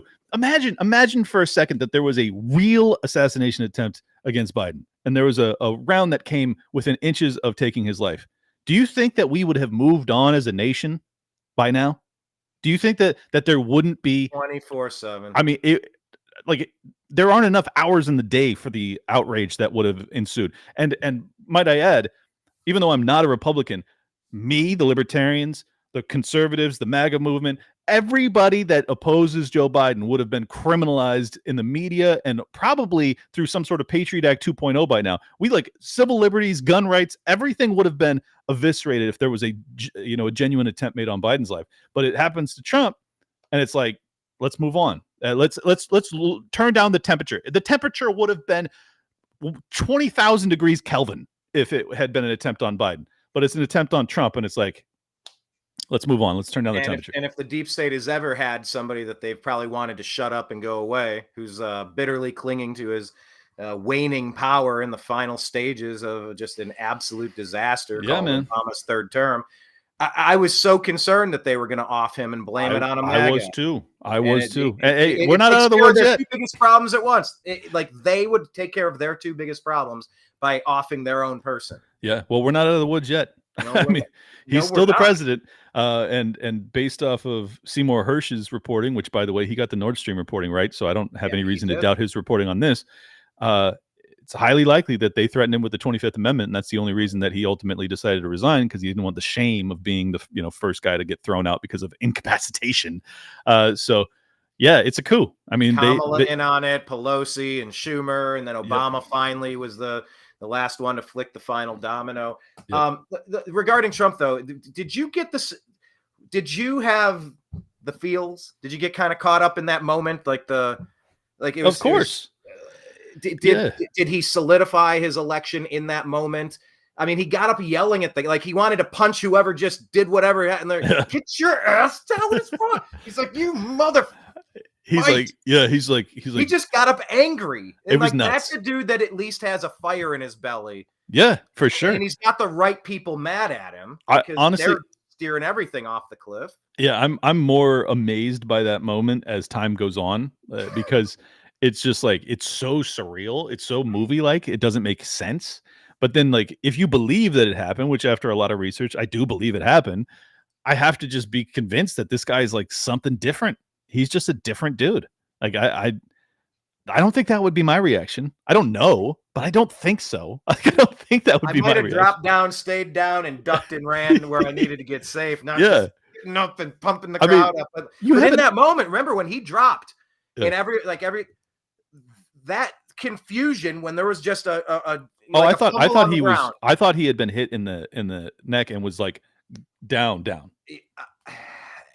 That was 30 seconds. It feels like it could have been 30 minutes. Right. Whatever that amount of time was, a minute and a half, I really don't even know if I've watched it several times, but until he got up, everybody there was like, oh my God. Yep. Did that?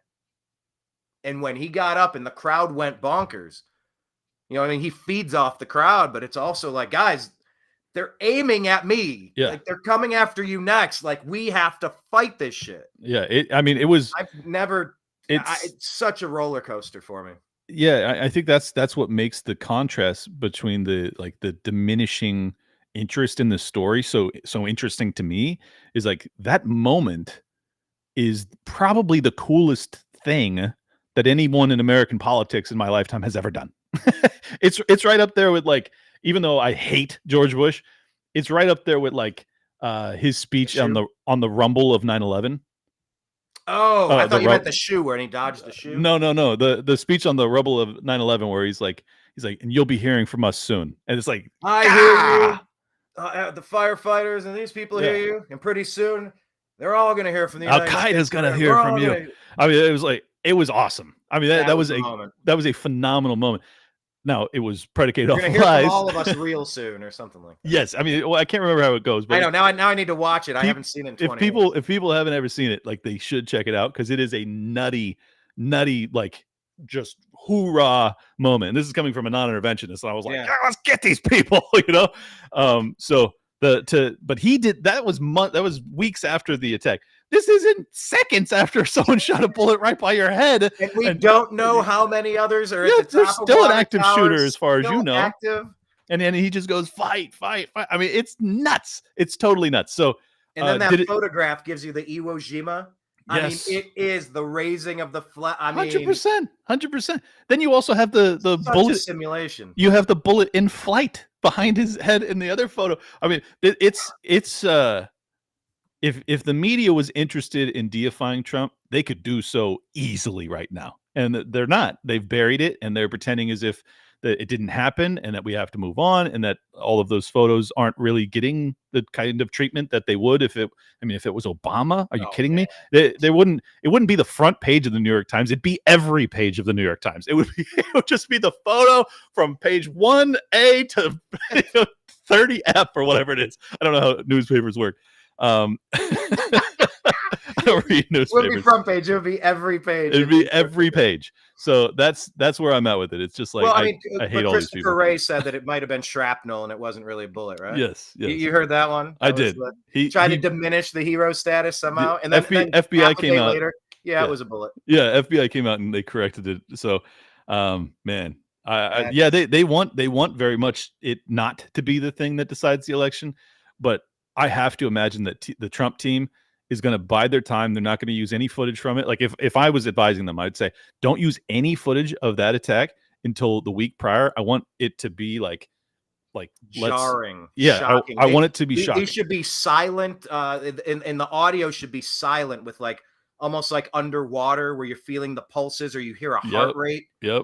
And it should everything should be silent with heartbeat, with a border invasion, shots at the face, everything that's happening, and just be like, here is your stark contrast, people. Exactly. Here's your slickly Hollywood produced Democrat garbage commercial, but here's ours. Here is the severity of what these nut jobs are trying to take us to. I mean, you're right. They have the more compelling argument and they have the more compelling propaganda at this point.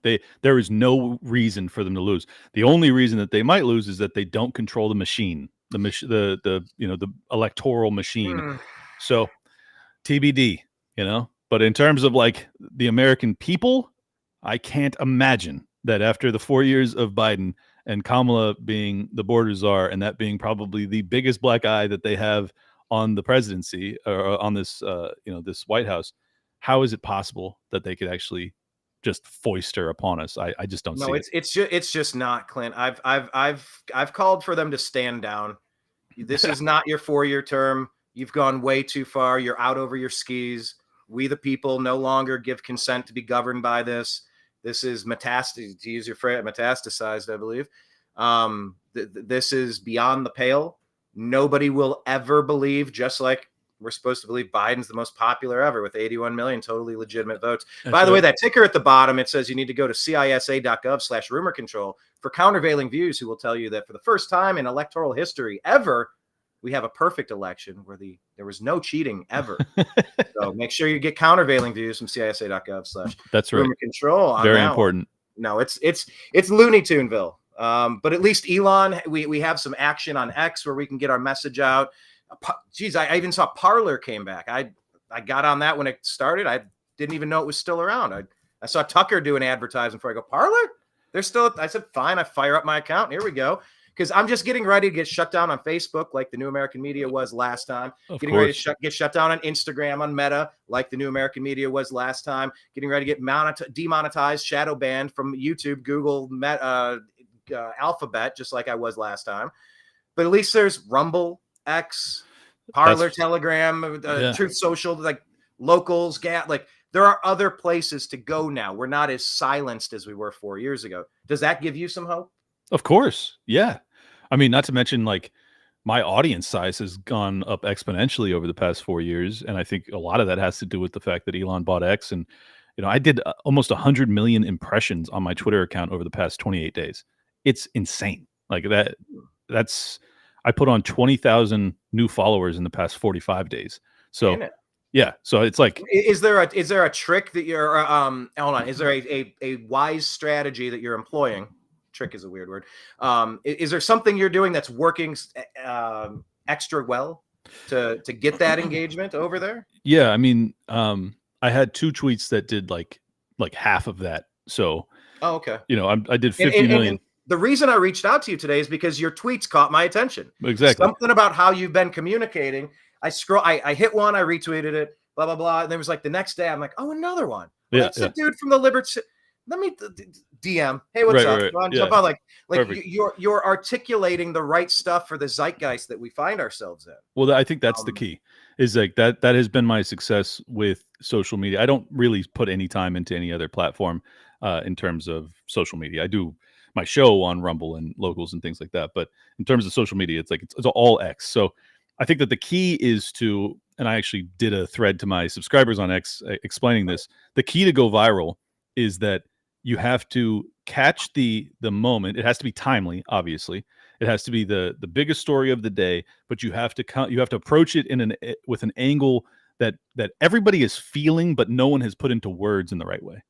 And then it has to be an aha. Every time, like I don't try and do this intentionally per se, but like I've noticed after doing this for 4.5 years that like the things that go most viral are when I've taken the zeitgeist, I've distilled it down into an eloquent, 150 characters or whatever it is.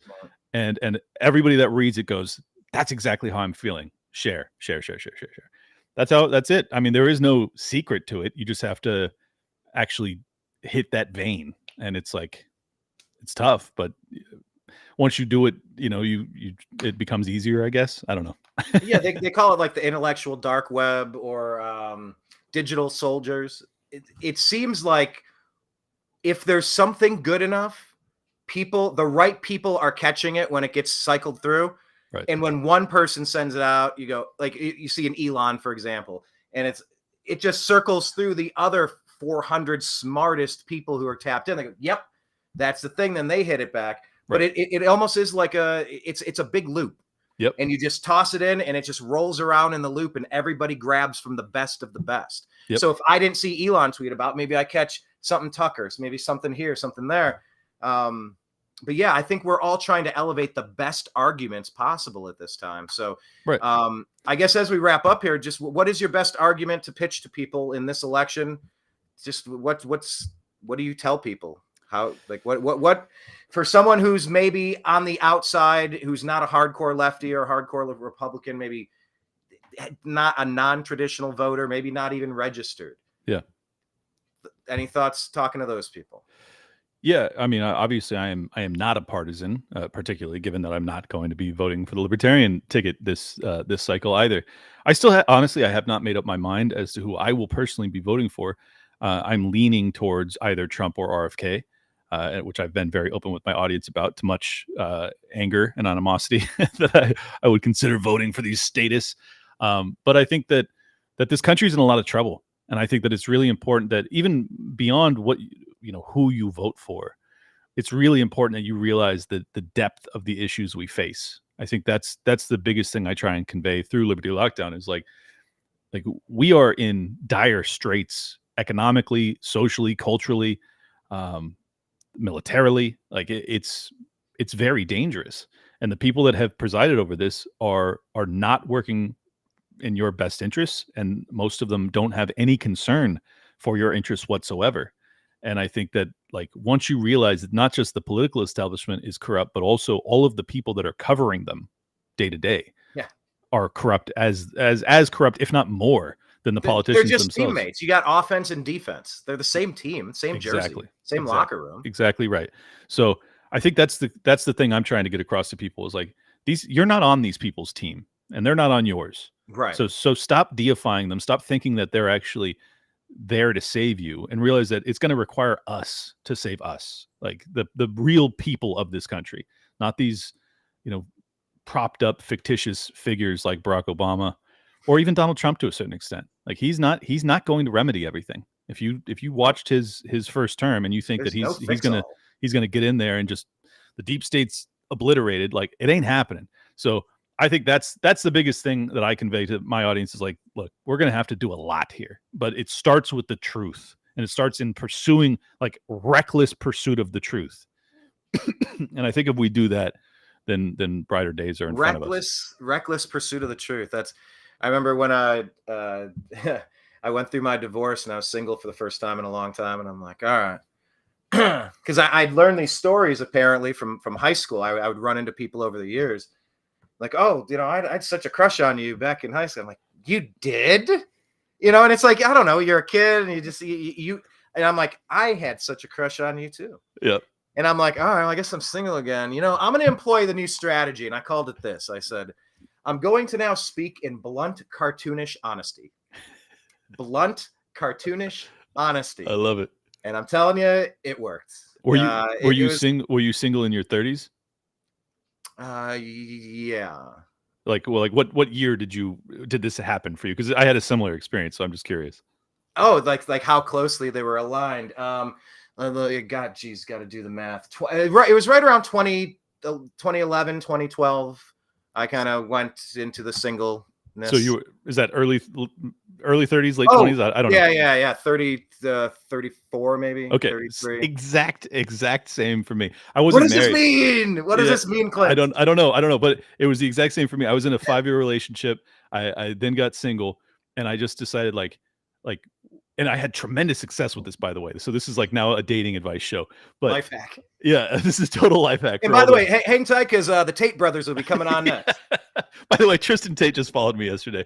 Well, okay, that's obvious. Life is super weird. But yeah, like what I realized was like, just tell the truth. You don't have to lie to these women. Like they're not idiots. Just be super open and honest about like what you're interested in, what you're looking for, and don't play games. Like if you're just interested in something casual, say that.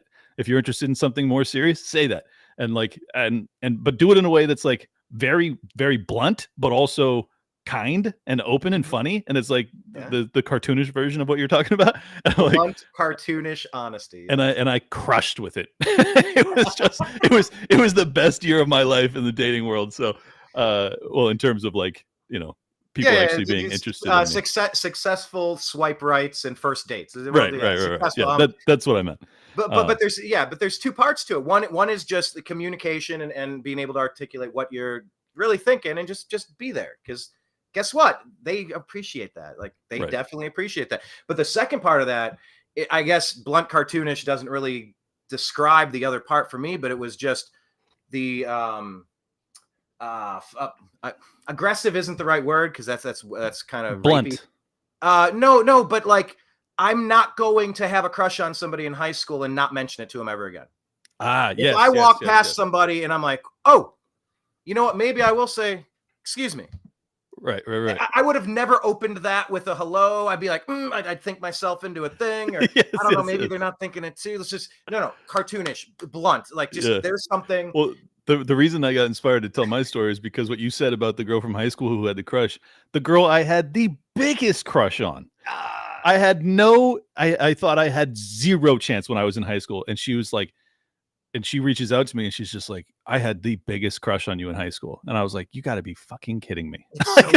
I was painful. I was like, my dream girl, the one that I was mortified to even talk to, much less ask out on a date. I could have dated her. I'm such an idiot. And like, once you realize that, you're like, all right, just have some fucking courage, man. Yeah. And I also think of it as video games now. I referenced the NPC earlier, the non-playable character or non-person, whatever that actually means. Yeah. But you wander through the village, and when you get close enough to somebody, it has the bubble. Do you press A and say hello and find out what happens, or do you just go through the environment not engaging with all of the bubbles? Oh, engage with every bubble, get every sort of weird answer, just venomous, shot down, thinking it's something that it's not. You go, cool. It's like you encounter a cat in the corner. All right, I'm out of here. Thank you very much. How are you? And this is like guys and girls, though, just like having conversations when you're out and about. Do you just wander, or do you just say, I'm going to play the video game and press the button on everybody that has the right vibe and just see what happens? It's just a video game. Just be more personable. Yeah, and I actually struggle with that because generally speaking, it's not even that I lack confidence to speak to other people as much as I just don't have that much interest in talking to strangers. like I don't care what you have to say. So but if you can try and show interest in people, you never know. Like it's not, most people are not going to be super interesting, but like 10 or 20% of them will be, and they might actually be your friends, and who knows who they're friends with, and who knows what community that might build. So I think that is good advice. And I was raised by my stepdad, who's a New Yorker. So he's like, he was the type of dude who would just make small talk with everybody everywhere. And I think as a kid, I saw that and I hated it. So I became the exact opposite, where I was like, I'm not going to talk to any strangers ever. So I have to like force myself. Like I live in this complex, and I'll see these people at the pool and stuff. And I'm like, everything in me says, don't say hi, don't talk to them or anything like that.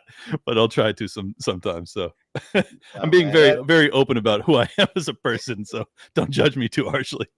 Yeah, I've had a lot of years bartending or being a server. Yeah, being in sales. You come across like the bartender type for sure. Man, I love people in small doses. I love people in small doses. Yes. But yeah, I think in this election season, to wrap this up here, this might be a good time to maybe engage with some of your neighbors, some of your community members, and gently see, we've been conditioned to not have the important conversations. Yeah, we run the risk of potentially offending anybody. But if you just approach them with, hey, man, I like you because we play softball together, or we're at the same church, or you're my neighbor, just whatever.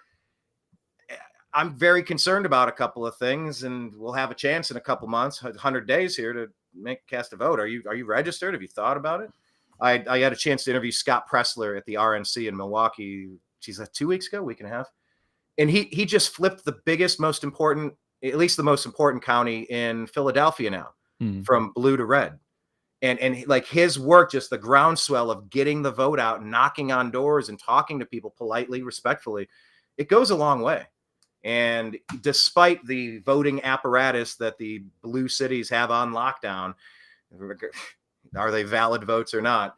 Some headway could be made. And there really is a chance to just at least block the Democrats this time around, and then regroup for 4 years from now. Maybe it's you rebuild the Libertarian Party. Maybe you go for. Will you go for it a second time? Will you stay involved this way, or who knows? You'll see. Yeah, Are you being called to anything? Are you feeling like a pull or a push? Yeah. Well, look, I mean, I never thought I would run this goal. So I can't even possibly imagine how different things will be in 4 years. So yeah, I mean, I'm open to the idea. I'm also open to, going the Ron Paul, Thomas Massey route and trying to run for Congress as a Republican, but as an obvious libertarian. That's also interesting to me. And that's in Miami, a place where you'd have a chance to win. Yeah, well, or somewhere in Florida. I'm not sure. Yeah, I'm not sure exactly where it would be, most ripe to actually make. Where you have to sign up to put your PO box. Like yeah. Well, I try not to make it that egregious, but Yeah, I mean, I think that's very interesting. I think that Thomas Massie has been a godsend for this country, and I think that having additional troops in his corner. I mean, I don't think Massie and I have disagreed on anything like ever. So if you like Thomas Massie, the North Star. He's kind of the North Star of Congress. Totally agree. So if you like him, you'd probably like me. Would it be cool to have 2 Thomas Massies in there? Like, yeah. Would it be cool to have 2 Dave Smiths that are in the media sphere going around talking that liberty shit? It's like, yeah. So I try and basically just supplement whatever I see that I love. I'm just like, I'll go and help in that lane. So I'm open to that. I think that the biggest thing I tell people is like, or I don't even tell people this, but like, this is how I feel, is that as long as you're not voting for the Democrats, I don't really care what you do. But if you're voting for the Democrats, like, I think that you are totally detached from reality. Like, that's my honest opinion, and it offends people. And I'm just being honest. Like, I think that you have been fear-mongered into fearing things you shouldn't, while also being propagandized into not seeing things that you should. And I think that is a paradigm that's extraordinarily dangerous, because when you're voting, you're actually dictating who's going to make these decisions and use the monopoly on violence, which is the federal government, to implement your worldview. And your worldview is fucked. So I don't want you having any say in the system moving forward. I think you're a danger, not just to me, but to yourself. And that's how I view Democrat voters at this point. I've probably said that almost verbatim 100 times to one degree or another. I've never said that before, but it felt good to say. So it's one of the best. It's such a stark choice between more of the past 3.5 years and just throwing that car into park and hitting the skids and just stopping because you're going the wrong spot. Exactly. You're headed toward a brick wall. Whatever analogy you want, Thelma and Louise off the cliff, but just throw this thing into park, flip the car if you have to, because like right over there is a detonator. It's an IED. You go over that and it pops and you pop. Like, you're done. We are so close to being done. And they say you vote your way into socialism or communism or Marxism, and you got to shoot your way out. I'm not interested in that. For 13, what's that? I said I'm not interested in that. I very much don't want that. Yes, I very much do not want that, which is why we've done these shows for 13 years, just like pleading with people. Can we stop the egregiously terrible stuff and try to make some smart decisions? But it's on us, though. Long road. Like, we have to not just pursue the truth, but speak the truth and do so courageously, because we have been indoctrinated and propagandized into believing that saying it is wrong. Not just wrong, but like mortally wrong. Like, you are evil if you say the truth. And it's like, man, that is evil. I don't want to get Jordan Peterson on you, but I can't think of anything more evil than telling people that telling the truth is evil. Like, you are super evil at that point. So, that's where we're at. And I think that's the pursuit of the truth. That's heading us in towards the light, towards the good direction. And I'm glad to have met another person who's doing so. So thanks for having me on. Likewise. I appreciate connecting with you as well. Yeah. The 2 + 2 is 5 stuff. I'm wired a certain way. And like Jordan Peterson himself that you just brought up, you're not going to compel my speech. Nope. You're not, there is a clear line and your foot is on it, buddy. Like you're now in my personal space. I am beginning to push back with the least amount of pushback possible, knowing that I might have to use a lot more. You need to know that I'm ready to use a lot more, because you've entered that sacred territory, the non-aggression principle. Y'all done violated that. You did. There's no consent of the governed if you're going to act like a tyrant. And the past 4 years, like you said earlier, like if you're still going along with this stuff 4 years in, it really is. It's mental abuse. It causes brain damage. It's indoctrination. You don't need a voting booth. You need an asylum. Like, if you're voting for the Democrats, like, what the hell is wrong with you? Oh man, I have some relatives that are in that camp, and it hurts me to say that, but I'm just being honest. Like, I don't know what the hell's wrong with these people at this point, and they feel the same way about me. But whatever. It's the indoctrination. I think they believe too many hoaxes. There've been a lot of hoaxes. Oh yeah, and maybe their news sources they still think are giving them information instead of. That's 100% what it is. Democrat Party, deep state, globalist 100% what it is. Every single one of them thinks that Donald Trump is a tyrant who tried to overthrow the government, and that the only thing that's keeping them safe is Joe Biden and the Democrats. Like, they honestly believe that, and they've been convinced of that. And there's nothing you can say, because their media sources are all the people that lied to them into that, from the Russian collusion to, I mean, everything, every single lie. And they, despite the fact that they've woken up to some of them being lies, the lockdowns and the masking and this and that, they still can't extrapolate that lesson from the past forward. They can't, and they're not going to. And I'm just done trying to reach them. I just very much want them not to vote anymore. That's how I feel. 3 weeks ago, they were convinced Biden is sharp as a tack, virulent, vibrant, ready to take 100%. And in fact, it was a conspiracy theory to question his mental cognition. I mean, it's crazy.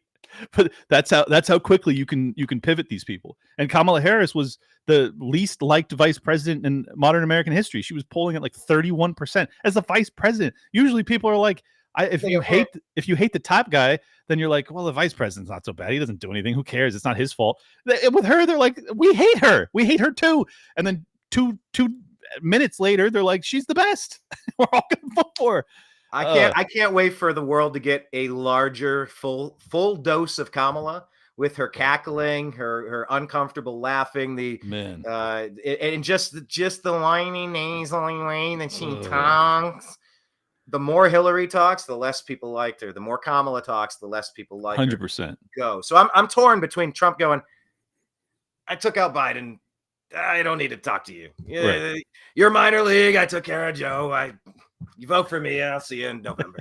Like, he doesn't need to do anything, but I mean, Trump kind of likes playing golf, right? So why not go out on the links and just knock her around a little bit? Yeah. Her policies are. You caught that video of Trump when he was on the links. He's like, oh, Kamala, she's terrible. She's going to be so easy. She's the fucking worst. Like, oh, God. Trump is just so Trumpy, and he's built different, like you said. So I'm curious if he's going to debate him or not. And I know Kamala is like, you're a coward for backing out of the debates. It's like, you didn't sign the Fox debates. You just want Stephanopoulos running cover at ABC. Right. It's all double speak. This is actually the thing I like most about Trump, which is funny because they try to portray that golf course video as a negative. Because can you believe how crass he is that he would talk like this? And I'm like, this is the only thing I like about Donald Trump. Like, it's the biggest thing I like about the guy. No. Let me set like aside. I love it. I love it when he says, "Oh, she's a fucking disaster. She's a walkover. These people are terrible. Biden, he's brain dead. Beat the crap out of him." It's like, I love this. That's the best thing he does. Did you see the Kill Tony one with Shane Gillis? Oh, yeah. And Adam Ray? Yeah. Oh, my Lord. If you guys haven't seen it, the Kill Tony episode with Shane Gillis as Donald Trump and Adam Ray as Joe Biden was maybe the funniest 2.5 hours you'll ever hear. I didn't know that his impression, they're both great impressions. And the physical comedy and like the looks and the mannerisms and the grin off into nothing. It's one of the best things. I didn't know that Adam Ray could do a Biden like that. I knew about Gillis's Trump, which is awesome, obviously, but the two of them together, it was nuts. People should definitely check that out. And it was just so much off the top of your head. What do you do for a living? I work at Trader Joe's. Trader Joe, that's what we call this guy over here. It's like, oh God, this is just comedy gold. Anyway, all right. Well, Clint, I really appreciate your time today. Clint Russell of Liberty Lockdown. Tell people once again, just about your show, where to find it, anything special coming up this year, anything you want to convey to the peeps. Sure. The tagline for Liberty Lockdown is a show for those that demand freedom. So if you're that type, you'd probably enjoy it. Liberty Lockdown YouTube, I'm like 20 subscribers away from 20K finally. So if people would subscribe, I'd appreciate that. Get me over the hump. I also do a show 3 days a week live on Rumble exclusively with Luke Radowski, who's been in this world forever, former co-host of Timcast, great commentator and good dude. And we call that the Best Political Show. It's on Rumble, all one word. We Are Change is the channel. So if people search that, they'll be able to find that. And we have big guests. We've had Vivek in studio and done a bunch of awesome guests. So I think people would enjoy that. I also do a comedy show called Tower Gang, which you should never ever watch. And I will not plug it further. And then no, hold on. Because hold on. Remember how you said what? Hold on. What age were you? And were you on that grassy knoll on that fateful day? It's like shit. I don't know how much does he know about me? So I've been very specifically focused on getting on stage to do a stand-up routine. I like going off the cuff. I like cracking jokes in real time. I've never sat down to try to write it or memorize a 4-minute set. Yeah. I'm trying to do it. So you do a comedy. What is it? Do you do stand-up? No, I don't. So what is the show? Like, what's the gist of it? Yeah. That you're not going to talk about anymore. Yeah. Which I didn't want to talk about. You brought it up. Because this is my more I mean, this is really who I am, is more serious political commentator, but I also have, the born in, or, came of age in the 90s type of like off the cuff, very inappropriate humor, saying things that you're definitely not allowed to. And it's just me and these 4 guys that I discovered during the lockdown era through Twitter. We were just in group DMs. We started to build towers when the censorship was really aggressive, and we would tower politicians. We would, but we would do one letter at a time to spell out something. If you read it, like a tower, we would say things that were totally bannable. So we circumvented it by all working in tandem, or all working together to basically say hate speech on the internet. So anyways, we were in a group chat and I realized that these guys are really funny, and like, we're all funny. So I was like, let's just see what we can do with the show. So we started to do the show a couple years ago, and it's grown. Like, it's not a huge audience, but it's extraordinarily passionate. Like, the people that love the show are so diehard. We go live 9/11 of course, Eastern every Wednesday, and we say the most inappropriate things, and we have on comedians sometimes, but for the most part it's just the 5 of us saying the most effed up shit you've ever heard in your life. So what is the name of that? Where do you find that? Tower Gang. Awesome. Yeah, that's really cool. By the way, we delete every episode after about 5 days off of YouTube, so you can find the whole catalog on Rumble, but the show itself, you'll only get one show per week. Awesome. No, that sounds fantastic. I look forward to. I'm gonna check that one out. Tower Gang. It's really messed up. The episode we did last week was one of the funniest, so check it out. Was it similar to comedy night at the Libertarian Convention? No, it was way better. Okay. Sorry, that was a whole thing in and of itself as well. Yeah, I'm friends with most of those comics, but I'm just being honest. I think our show's better. To me, it's very it's similar to like early years Legion of Skanks, where it's like really over the top, aggressive hate speech, and whatever you're not supposed to say, we're gonna say that. We're gonna watch videos that you're not supposed to watch. We're gonna people dying and all, like, it's madness. It's pure madness. So that's George Carlin, the seven words you can't say on television. We're gonna say every single one of them. It's the ACLU thing. If you don't flex the muscle, you're gonna lose it. You're gonna atrophy it. So that is the extreme of liberty, folks. We are the natural reaction to the sensorial aspects of our civilization. We're doing everything you tell us we can't do. We do all that. So that's great. Okay, cool. Well, let's wrap it there. If everybody goes over and finds the Agree to Disagree show and the New American Media in all of the places, including X at American_media_, I'd greatly appreciate that. And we'll sign off for now. I appreciate everyone's time, and leave your comments below. Tell us how you enjoyed this conversation, and if you're going to go live with blunt, cartoonish honesty in the rest of your life.